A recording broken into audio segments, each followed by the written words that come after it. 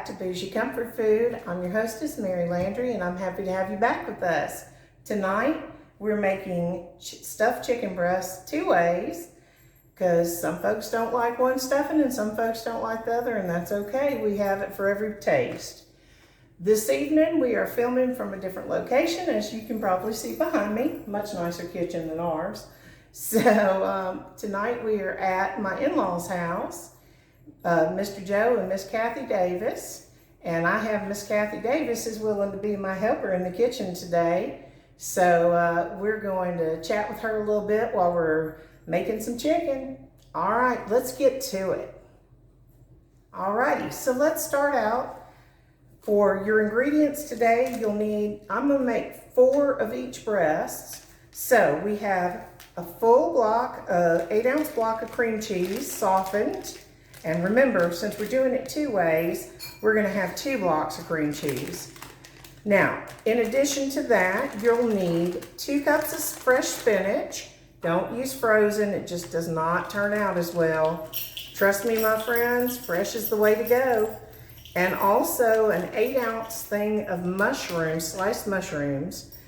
And my mother-in-law has told me she adores mushrooms, so she's gonna love this one.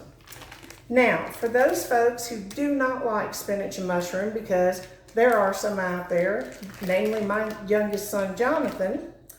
And Jonathan, if you tried to serve him spinach and mushroom stuffed chicken breast, he would turn up his nose at it and tell you no thank you. So, in that spirit, we're also going to do a broccoli, carrot, and sharp cheddar stuffed. Now you still need your 8-ounce block of cream cheese, but to that we're gonna add a 3/4 cup of broccoli florets. And what you're gonna do is take those stems off of them, so you just have those little green tops. So 3/4 cup broccoli florets. And remember the shredded carrots we had for our Mongolian beef? We're gonna use 3/4 cups of those and a cup of shredded sharp cheddar cheese. I could just eat the whole plate of it. So we're gonna get busy doing this. We're gonna put each of our sets of ingredients in 2 separate bowls and mix them up. Now, I will tell you that these are great even if you don't wanna stuff them into chicken breasts. They are fantastic on a cracker, as a dip. You could take them to a party and nobody would feel bad about it. So let's get to this, and we're gonna go ahead and get our ingredients mixed up in the bowl, and Miss Kathy's gonna step in here and help me mix things up. All right, folks, let's get to it. So what we're doing is, Miss Kathy's working on mashing up those mushrooms into that cream cheese. It's not quite as softened as I care to keep it going, but we had to travel them here in a cooler today. And boy, it's been a day. This was originally supposed to be posted last Saturday. And you remember, with the Mongolian beef, we had a gremlin situation where we lost our video that first week and had to refilm, or didn't film the ending. And unfortunately, those gremlins came back and ate my entire video that I filmed last week. So this week, you're getting a bumper week with 2 videos. And you're also going to have, in addition to the chicken breast stuffed 2 ways, you're going to have harvest bread pudding.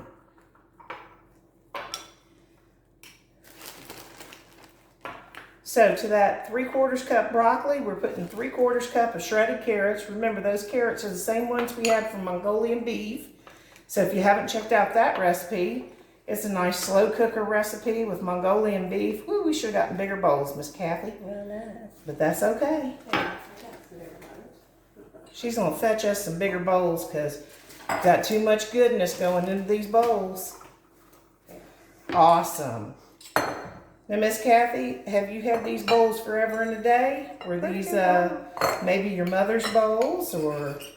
No, I think they were mine, but I got them when we got married, so they're probably about 46 years old. Okay, so you've been married 46 years. Tell the nice folks where you're from. I was born in Mississippi and lived in Alabama. Then we moved We retired and moved here to Texas. Joe is a retired grocery store manager and awesome. This man is one of the smartest men I know on this planet, and I'm proud to be his daughter-in-law. I'm sure some days he's not proud of me, but that'll be okay. I still love him even if he's not proud of me every day, so it's okay. All right, folks, so we're getting that stuffing all mixed up for you. Doesn't it already look good? Go ahead and throw your 2 cups of spinach into that 8-ounce thing of cream cheese with 8 ounces of mushrooms. And you're just really gonna mash the goodness out of it, Miss Kathy. Now, this is something those little bears can do. When we get to cutting chicken, I will tell you, any of our young viewers who might be viewing this today and learning how to cook, just remember to get help with that knife work if you're one of our real small little bears. But this part's pretty fun for them. And we get this all stirred up, mixed up, and gushed up. It does not have to be a super wet dressing to go inside of it, and stuffing to go inside of it. But it is so super simple. You saw, this is literally 4 ingredients, and Miss Kathy hers has 3. Cream cheese, 2 cups of spinach, and an 8-ounce thing of sliced mushrooms. So, I have gotten mine pretty well mixed. So the next phase after I get this all mixed up, and after Miss Kathy gets hers all mixed up, is we are going to go on to showing you how to make the chicken. Now what you're going to do is cut a pocket in it, and I'm going to show you how to do that. And we're also we have one that just happens to have a bone on the backside. So we're going to show you how to take that bone out without butchering that breast to pieces. So give us just a minute to get this stuffing finished, and we'll be right back at it, folks. All right, folks, we're back.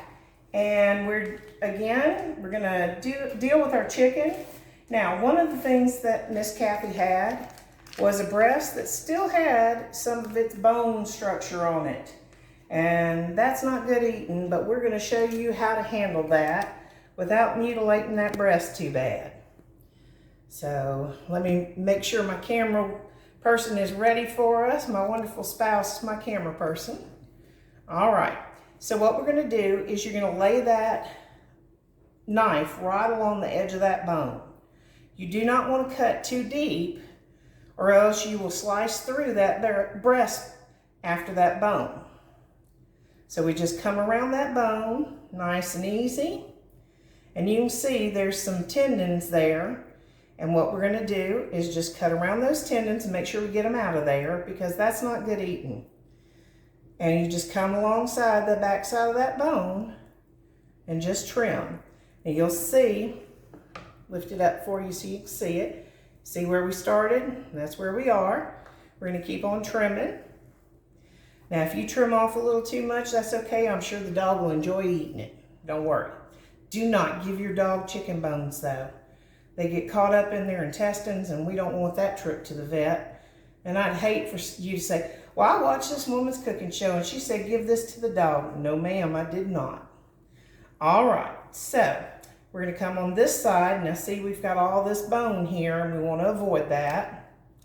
We're going to come real close to that bone where we can feel it up against the edge of our knife, and just gently pry it away. See there, Miss Kathy, you said this was something you weren't quite sure about. Yeah. It doesn't leave too much behind other than bone. So, and see, that's a nice pretty chicken breast. Now, to make our breast pockets, we're going to go ahead and show you that too. We'll hand that to you to throw away. Don't let Abigail get it, because she's a greedy baby.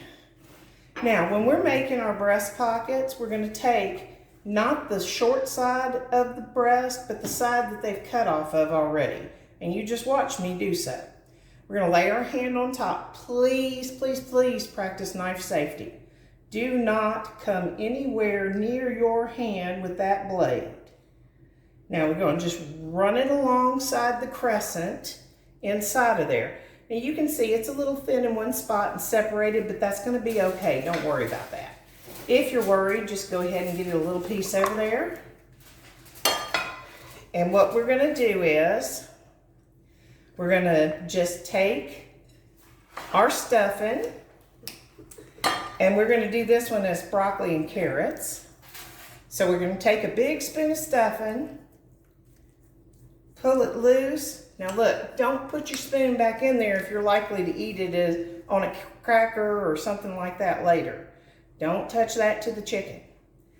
But as you can see, big old pile inside that chicken. We're gonna move it and shape it a little bit. It's kind of like playing with Play-Doh with sticks and rocks in it, but it's gonna be okay. So, I know y'all used to play with Play-Doh. I did when I was a little kid. How about you? Sure did. And played with Silly Putty too in the funny papers on Sunday mornings.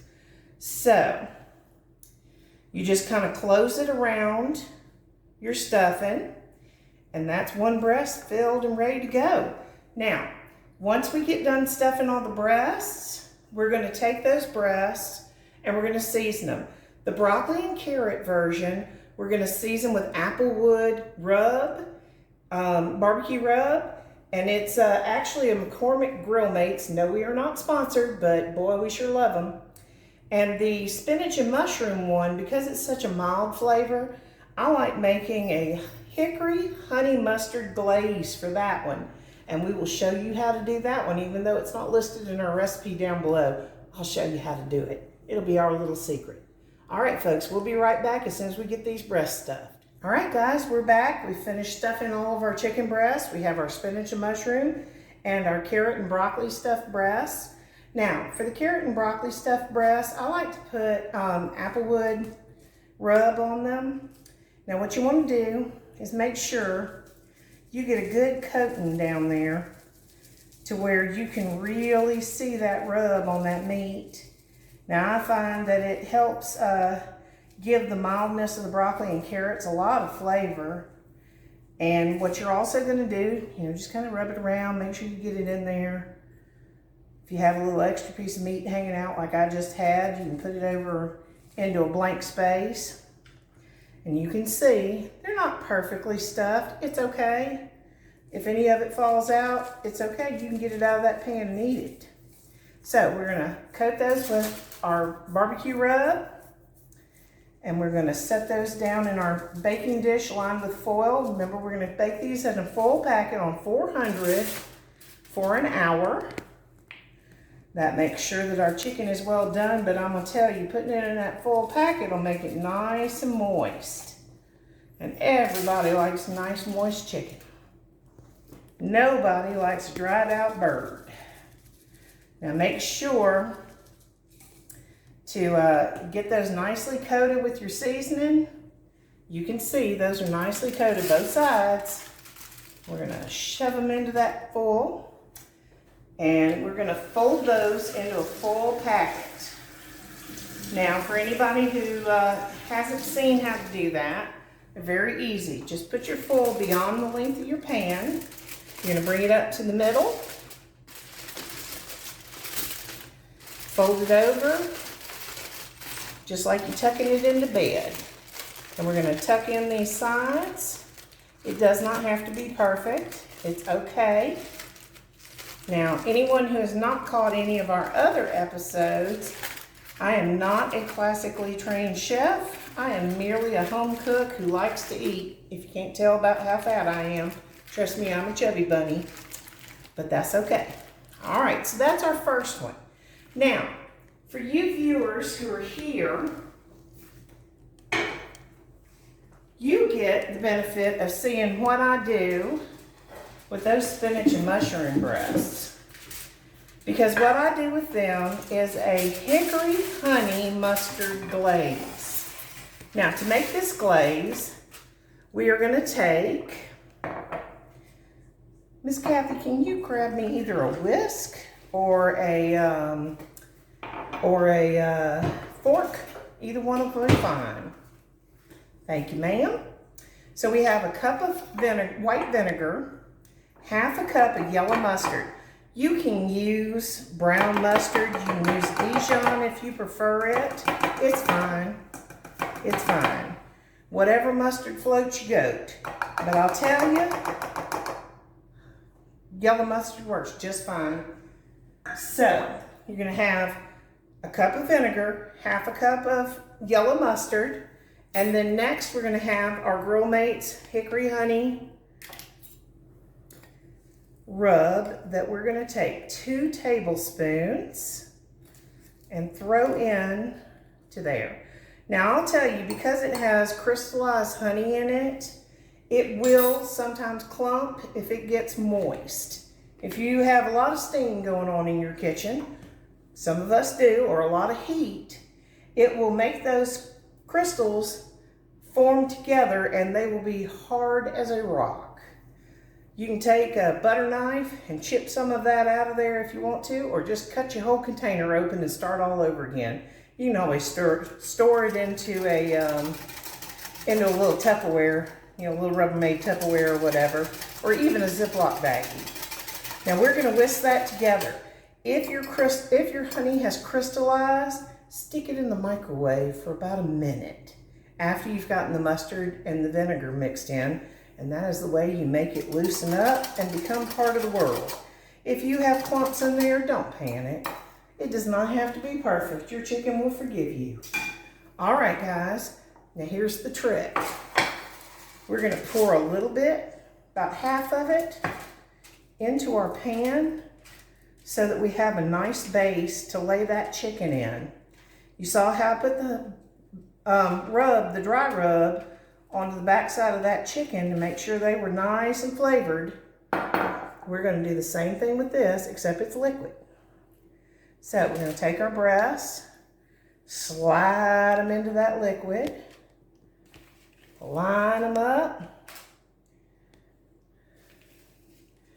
and then the next trick we're gonna do is we're gonna take the rest of our liquid and we're gonna slowly pour to where we coat those breasts.